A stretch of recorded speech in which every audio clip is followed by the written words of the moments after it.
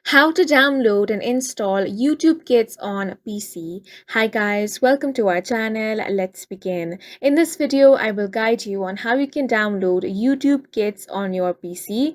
For this, launch open any web browser and search for YouTube Kids download. Now, you want to click on this website, YouTube Kids app. Once you click on this, you have all the information about YouTube Kids, such as the features of this app. Now, you want to click on this Watch Now option. You have two different options here, Google Play and App Store.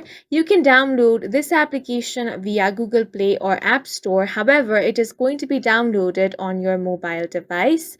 If you want it installed on your computer, then that is only possible using a third-party application.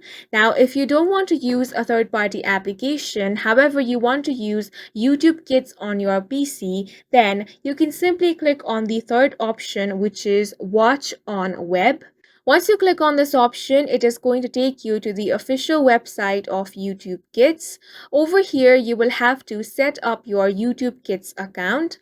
Simply follow the on-screen prompts and then you will be able to watch YouTube Kids on your PC. And that's it for this video. If you found it helpful, please make sure to hit the like button and subscribe for more videos like this.